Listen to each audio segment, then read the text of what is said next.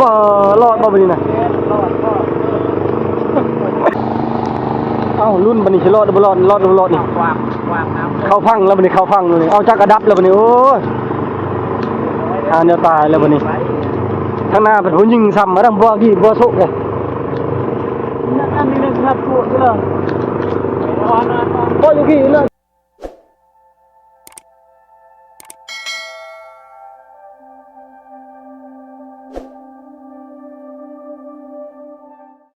จะบ้านใดๆเนาะวันนี้คิดว่าสิเศร้าวันนี้วันที่9เลยยังบ่เศร้าอยู่ลมนี่ลมแพ้ลมว่าทั้งลมทั้งคนเมื่อคืนนี้แห้งตกแห้งครั้งเลยตกแบบต่อเนื่องเลยบ่หยุดบ่เศร้าทำบ้านเป็นจังไดคันว่าเอาเพื่อน้อยนี่ก็เสี่ยงอยู่ได้บ่กล้าอยากออกพังคั่นนั่นแหละขนาดเรือใหญ่นี่ก็ยังกังวลอยู่บนลมนี่นะเราจะได้กะการทักทายสบายดีพ่อแม่พี่น้องสบายดีกันเบิดทุกคนลองลุ้นว่าสิได้กลับหรือบ่มื้อนี้บ่ได้ลุ้นน้ำสัตว์แต่ว่าสิได้หรือบ่ลุ้นว่าสิกลับได้หรือบ่นี่แหละลมเอาแท้เอาว่านี่พายุมีสร้างเข้ามาจะ2เดือนนั่นแหละเดือนนี้ก็เริ่มแต่วันที่2แต่ที่1แต่บ่พังยิงหมู่ป่านั่นมันก็หยุดประมาณได้บ่3-4 มื้อ5 มื้อประมาณนี้แหละแล้วก็ตกต่อเลยตกต่อเนื่องเลยไปทางไหนก็บ่ได้ถ้าอยู่หากินก็บ่ได้เอ้าเฮ็ดจังได๋ปรากฏการณ์ธรรมชาติยามตกก็จมบ่ตกดุยามบ่ตกก็จมบ่แดดจมบ่แห้งแล้งคนเฮาแต่มันมักยากกินกาแฟกาแฟกินข้าวกินน้ำก็เพียงเลยจะได้เดินทางกลับจะได้กลับในวันนี้เพราะว่าจะคล้องเรือคนที่ต่อมาเพิ่นยังได้เรือไปซื้อปลาแก้วนะอันนี้ก็คือเอาเรือไอติ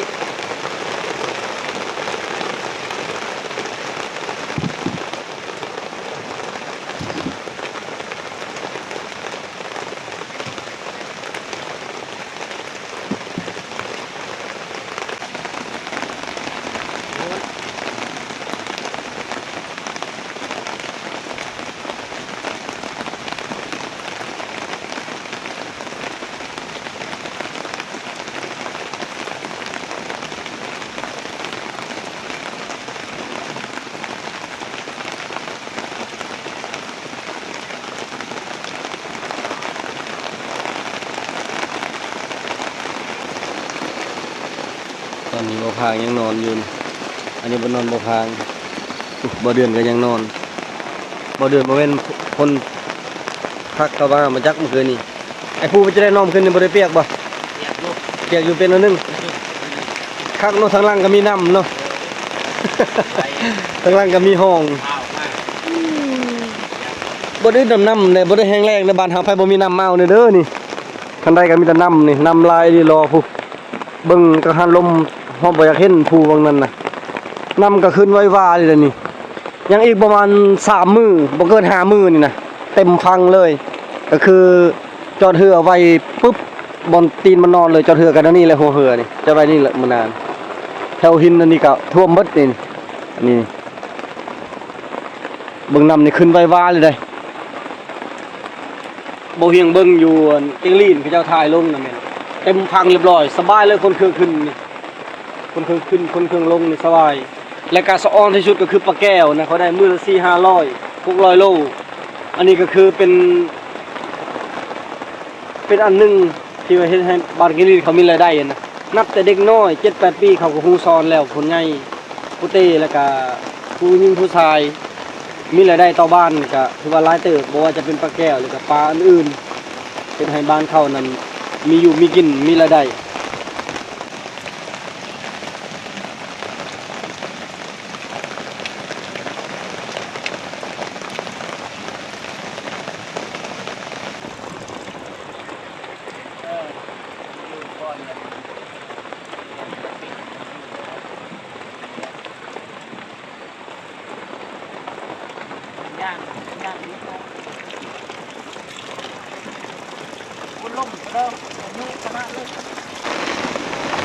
ไอ้ไก่ อ้าวผมมีสัญญาณเดียวกันละชิเบ้านี่ขึ้นยังเปิดไฟฉายอยู่ไอ้ใกล้ผู้สาวเมึงน้องทำห้าได้ ผู้สาวเสื้อขาวทำห้าผู้สาวเสื้อขาวทำห้าเบิ้งจะโดนชิไปห้านี่จะบริไปห้านี่ พันเองไม่ได้หรอก จากพัดได้จากไอ้ดองเลยสิเอาสาวเสื้อขาวนี่มือดองดานะสิไปห้าด้วยจะหน่อยเด้อเขาทำห้าจะอยู่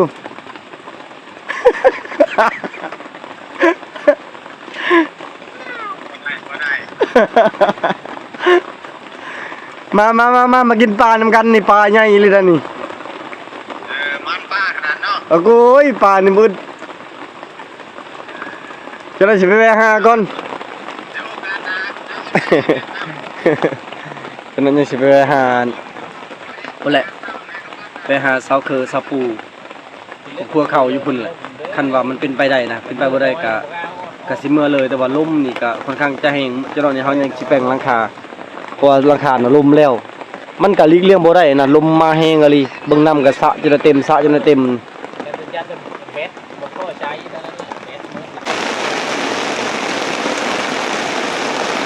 คนนี่แห้งขึ้นได้นี่นะ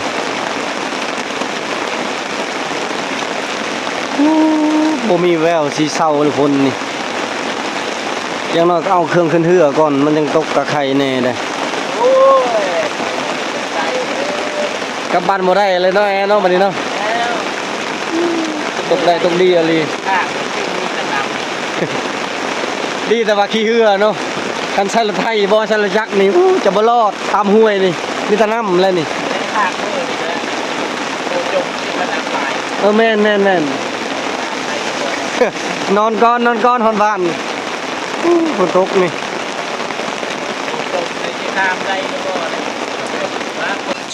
กินกาแฟกันไปหน่อยบ่ได้ยากดอกแต่ว่ากินเด้อ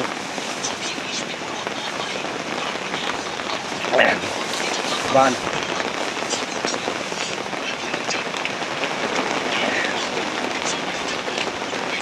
คนเวียดส่วนใหญ่เขานิยมกินกาแฟแหละ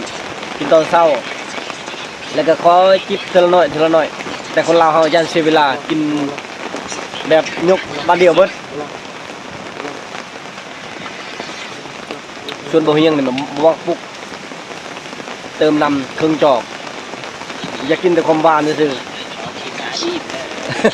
กินให้อิ่มเลยคนนี่ยังโมเศร้าอยู่ลมปุ่มปั๊มอยู่นะออกเป็นนี่กับวิทย์เลยนะจะได้สิไปหาทีมงานไอ้ดองบ่ไปยิงไปยามเพิ่นมึงดูเพิ่นคือมากเลยนะมึงเนี่ยนะเฮ็ดจากนี้ยังเลยเนาะมีแนวลี้ลับเลยท่านนะสงสัยอยู่ได้ไปหาเก็บนำข้อมูลก่อนจิตใจเศร้าน้อยเศร้าใหญ่เลยท่าน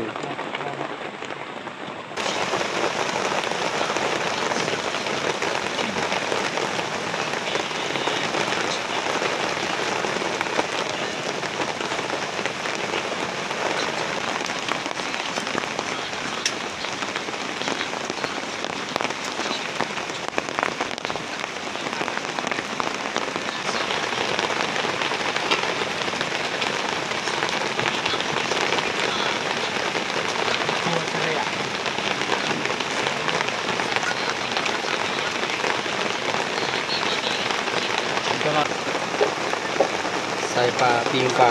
กินปลาคือเก่ากินปลาเบิดจังเมื่อบัดนี้ปลากะเขาอยู่ได้มีปลาย้อนได้ไม่ได้เครื่องเนาเครื่องดูดปลาสกามปลาปากบ่พังปีง6ตัวทั้งล้างหมดทั้งล้างนี่นะเรื่องของขวดมีหน้าหอยทั้งล้างนี่นะจะต้องยางมีบังหลับอันนี้ก็รถใส่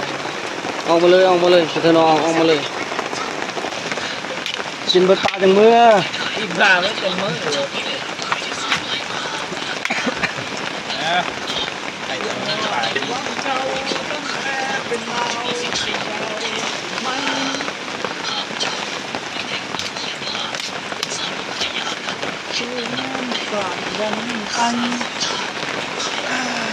ม่ต้องเน็ตหรือบัตรชิทำอย่างรับไม่เล็กไม่ใช่อย่างนี้เลย เยอะเลย Nhiều cái cho nghe nó cái cho mình เนี่ย ต้นเรียกยาว ใช่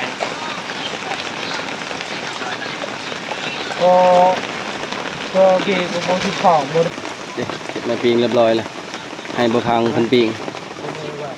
ปล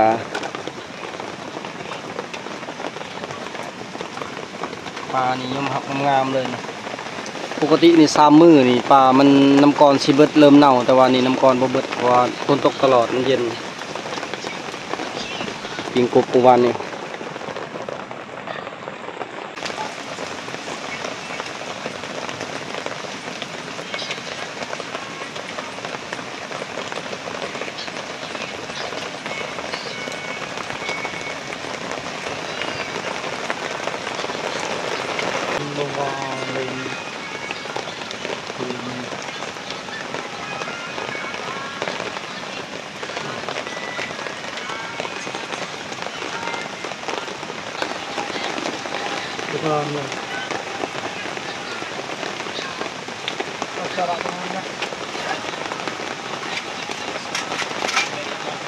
มันพัฒนาเด้อพี่น้องเอ้ย ปิ้งปลาคือเก่าดิกบโตปลาหยอนตะปุใหญ่ปลาหยอน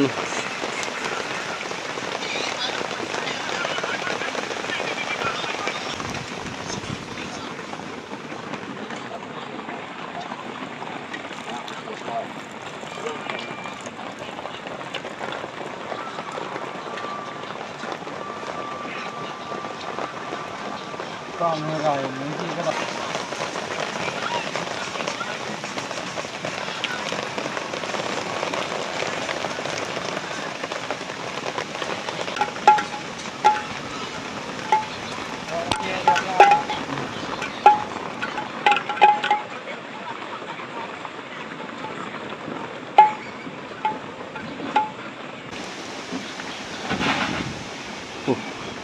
เบิ่งเรือนี่เต็นคักอลินบ่เซาง่ายดอกฝนลมยังพัดมาแต่ทางทิศตะวันตกคือเก่ามาแต่พุ่นอีกแต่หน้าเขื่อนพุ่นพัดมาทางพี่พัดไปทางเหนือพุ่นแหละเบิ่งน้ำนี่ว่าเฮามาพุยังอยู่กกไม้ใหญ่พุอยู่แต่มามื้อนี้พี่มาฮอดฟังแล้วเพราะว่าลงเครื่องนี่บ่ยากเลยลงเครื่องลมและน้ำก็แดงคักนี่ใส่เบ็ดปรากฏปลาครึ่งน่าจะเหมาะเลยส่วนหากินทางบกก็คือที่เห็นนี่แหละมารอบนี้บ่เฮียงหากินทางบกแหละบ่อยากมาไปหากินบ่ได้นะไปวันนี้ก็มันบ่อยากออกทำบ่อยากออกครับไปหั่งก็คือคนเฮานี่แหละฝนตกแหละบ่อยากออกไปใส่สัตว์นี่มันจะเป็นยากอะไรแหละมันยังยอมไปหากินนำล้างมือก็บ่อึดบ่อยากไงจะเป็นคนดุคนดันแท้มาอีกเลยนะ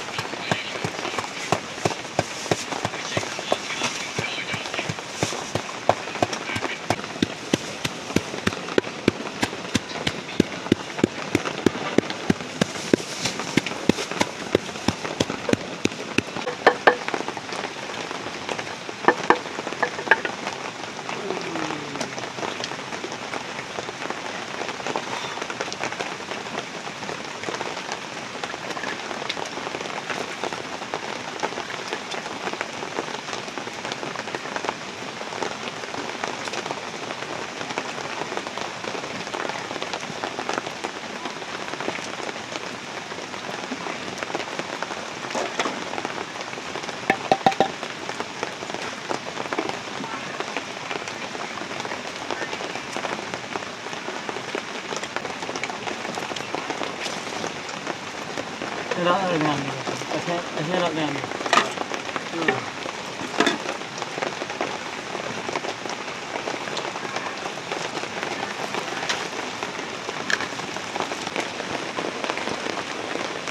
มาดูพี่น้องอาหารเช้านี่ปิ้งปลาปิ้งกบข้าวเหนียวโหนๆจำแจ่ว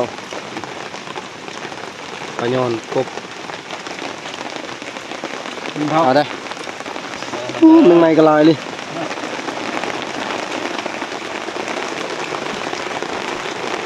คนสิเศร้าแล้วมีแต่แมงไหม้แล้วบัดนี้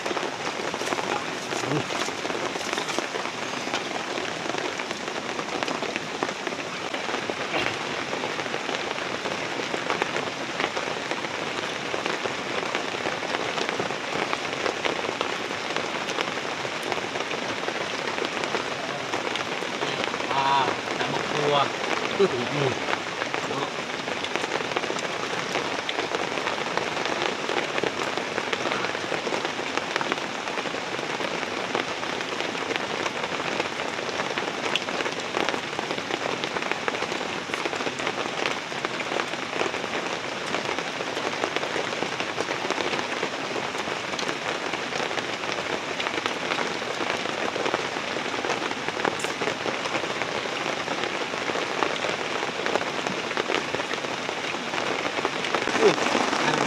เนื้อก่อนรถ เอากินละลายกินละลายกินแล้วก็แล้วเศร้าแล้วแรงเนี่ยแล้วเศร้าแล้วสวยแล้วเศร้าแล้วเที่ยงเลยมีแต่ตอนแรกมานี่11 โมงจะได้กินข้าวเช้า ได้เมื่อเปิดเข้าเจ้าอีกจะแจ้งโมง จุ ได้ จุคนนึงเขาอยู่นี่มาอยู่ประมาณ7 วันเดือนเป็นไทยนี่เอาไปคุณหมอแล้วก็ตัด ฮอดเวลานาทีบัดนี้ฮอดเวลานาทีเก็บเพิ่นเก็บของกลับบ้านแล้วบัดนี้ยังสิบ่ละซ่อมหลังคาล่มแล้วก็สระน้ำเพื่อ2 ลำนะผูกแซนน้ำกันเคลื่อนแล้วขี่ออกไปเลยเรื่องก็ลายเลยลงไปแปลงหลังคาก่อนหลังคาเพบัด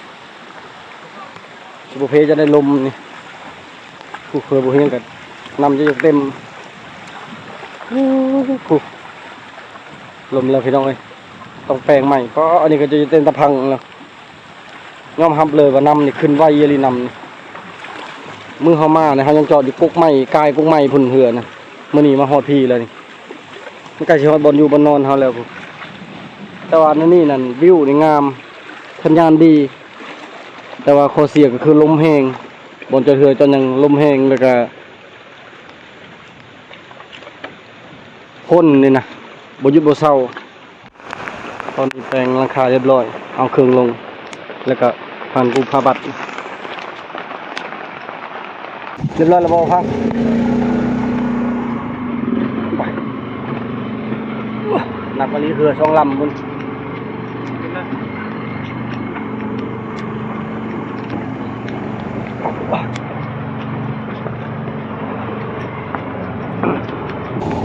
คนบ่หยุดบ่เศร้าพี่น้องเอ้ยว่าสิกลับไปเศร้าก็กลับบ่ได้ตรงทางใดก็มืดคนทั่วสารพัดเลยน่าจะตกทั่วประเทศแต่ตามบึงคืนซ้ำคืนทะเลนะบ่อนเฮาพักใกล้สิฮอดแล้วนี่นำนี่3 มื้อได้นี่นำเกือบเต็มพังแล้วแถวปลายภูนะบ่เห็นเลยกังหันลมนะนี่ตอนนี้สัญญาณกระดับเลยสัญญาณบ่มีแล้วเจอยางเนาะฝนตกเนาะ ยอด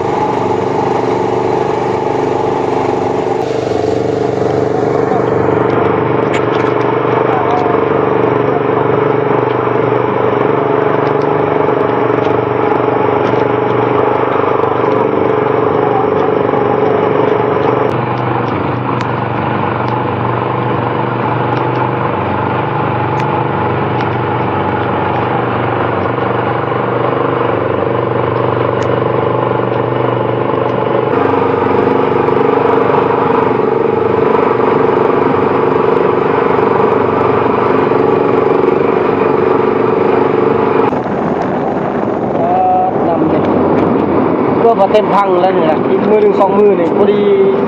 โมเมนต์นะอีกมืออื่นเนี่ยเต็มพังข้างในเลยนำนี่เขาต้องเป่งออกเลยนำเขื่อนนี่มันเต็มตามเป้าหมายแล้ว น้ำขึ้นไววานี่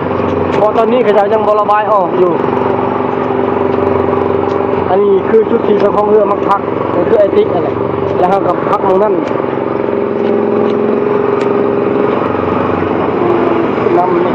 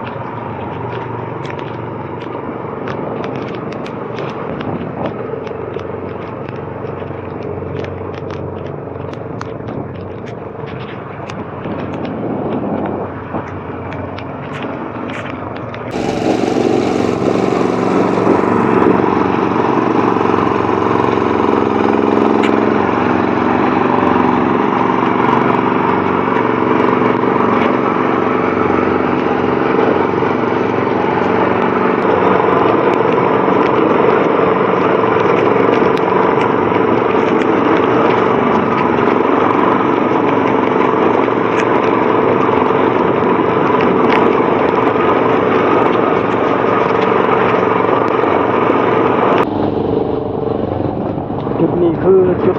ลมแห้งนี่ลมมันมาแต่กลางคันลมแต่พี่ตอนนี้เฮาบ่ฮู้เลยว่าเซมันอยู่จังไดพอมันมืดเบิดแต่ว่าที่จริงมันเซมันอยู่ข้างนี้อ่างเก็บน้ำมันน่ะเบอร์นี้ก็คือกลางคันลมมันน่ะอันนี้ก็คือให้ของเอื้อยไอ้เคยบ่เฮียงซุนี้ลมแห้งคันเอามาแต่เพิ่นเฮาตัดไปพูนเลยมันก็บ่ปานใดแต่ว่าพอดีมันปะทะกับลมนี่น่ะเบิ่งคืนน้ำน่ะคือมันก็จะยากเลย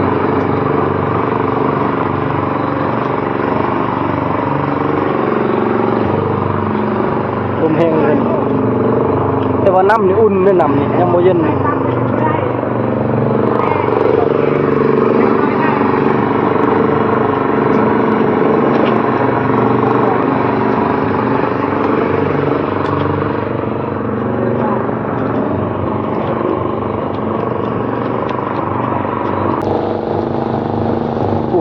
เสื้อน้อยๆนี่นะเขาเจ้ายังกล้าออกเฮ็ดแต่ลำเดียวแล้วมื้อนี้นะ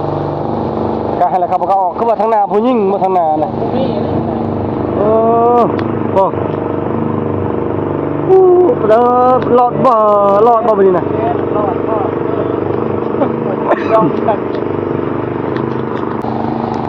เอ้ารุ่นบัดนี้สิรอดบ่รอดนี่ วา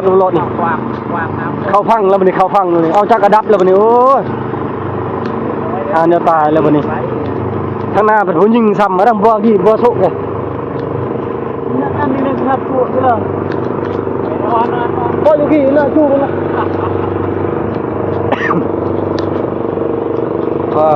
รอดแล้วนี่รอดแล้วจักกระจนตายเลยจักนอกเลยเก่งอลีเขาก็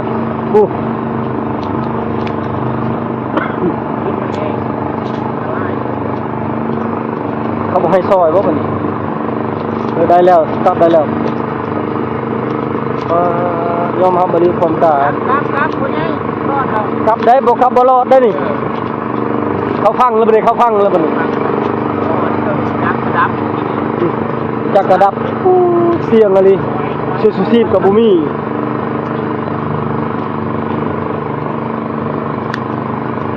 อย่าลิ้นเข้าระบบได้เบิ่งลมนี่พายุนี่เกิดใหญ่ยังบ่จักกล้ายันละยังบ่คูมองไว้นั่นแหละนำขึ้นอยู่แต่เจ้าใส่มองไว้เท่านี้นะเลยยังบ่คูมองตัวตอนนี้รอดแล้วนะคิดว่าบ่รอดก็สิเข้าไปช่วยอยู่ว่าสองผัวเมีย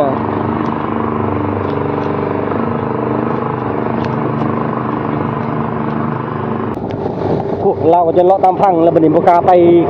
กลางเลยเบิ่งน้ำเท่านี้น่ะแดงคักนี่น้ำไหลค่านี่คือน้ำไหลแห้งอะไรนี่นะผู้นำมาแต่ทางหน้านี่โอ้เท่านี้นี่เบิ่งเตอะไม้มากองอยู่พี่เบิดนี่ทางพุ่นน้ำไหลมาทางนี้น้ำลมพัดขึ้นนะเท่านี้แดงคักเลยนี่นะโอ้เบิ่งน้ำไหลมาแต่พุ่นนี่เลาะพังเลยบัดนี้อันตรายเลยได้ลิ้นกับระบบลมนี่บ่เห็นเคยเจอมาแล้วก็เลยย่านเพื่อนน้อยๆแถมผู้หญิงอีกทางหน้าซื้อซีบยังก็บ่มี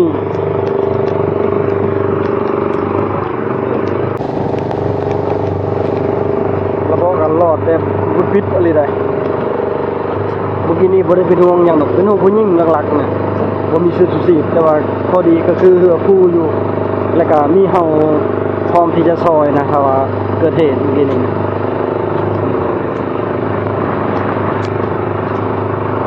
พวกเธอนี่น้ำไหลแห้งอะไรนี่พอทีนี้มันหอม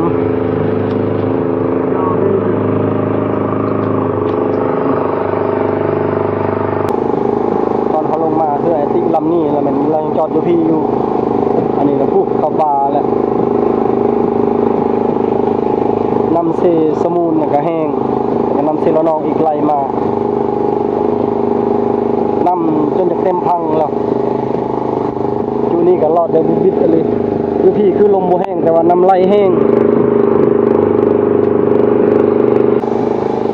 น้ำพ่นกันนี่เป็นตะยานนี่วงกวางเลยพูดลงยางมันปลาแก้วขึ้นมาจากนะครับมนลงยางนะ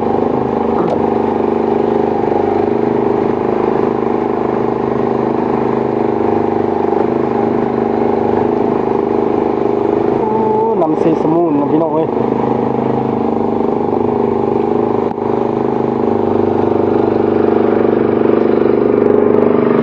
อยู่พี่นะผมยังจะอ้อนก็จะได้ปลาแก้วนะเมื่อวานนี่ก็ได้ลายนี่มื้อนี้ก็ยังได้อยู่ในทดสอบอยู่เขาเรียกว่าเบิ่งน้ำวนนี่นะนี่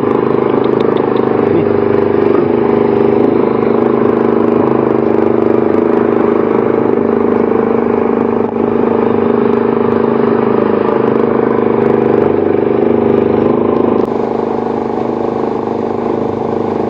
เกาะนี่ก็ยังท่วมเลยเกาะนี่อีกน้อยหนึ่งนี่ท่วมแล้วก็เบิ่งน้ำมาได้บุญนี่เป็นเจ้าโซนปลาแก้วนี่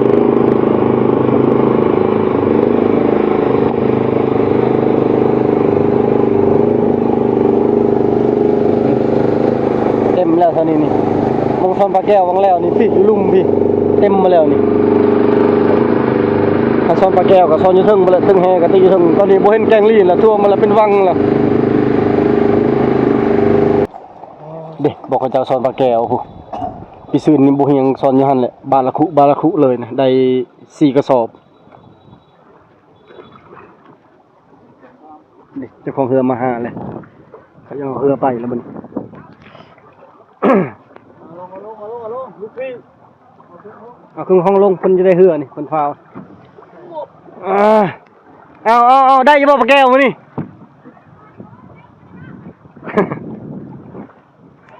เรียบร้อยแล้วรถเนี่ยผู้จนหันอันนี้เฮาก็ขี่รถไทยคือเก่าแล้วถือว่าตลอดปลอดภัยแล้วพี่น้องเอ้ยพากันมาฮอดเก่งลีดเรียบร้อยแล้วมีแต่กระบะกับซองมานี่ฮู้ว่าฮู้เพิ่นบ่นอนอยู่บ้านเฮาบ่เรือเพิ่นสิมาพุ่นเลยบ่มานปานใดพี่น้องเอ้ยได้แต่ปลาเมื่อแล้วก็ฮอก3โตมีแต่พร้อมหน้าสิลงไปยำแฮวปกตินะมื้ออื่นเช้านะเป็นมื้อที่3เลยนะแฮวนะเขาใส่ไว้เป็น2คืนแล้วมื้อตอนแรกนี่เป็นคืนที่3เลยมื้ออื่นมันบ่ได้ยามแล้วถ้าเขาสิมาพักก่อนเมื่อซักแบตซักหยังเพราะว่าเขาแบ่งแต่ละคนก็เบิดอยู่นะถ่ายคลิปอัพคลิปเอายังลงแล้วก็จึงสิได้เข้าป่าบ่ฮู้ว่าสิจักมื้อปกตินะมื้ออื่นมันต้องไปเบิ่งมื้ออื่นนะแต่ก็ฟังเบิ่งคนเฮือนก่อนเอาสำหรับคลิปนี้ขอจบไว้เพียงเท่านี้ก่อนพี่น้องบาย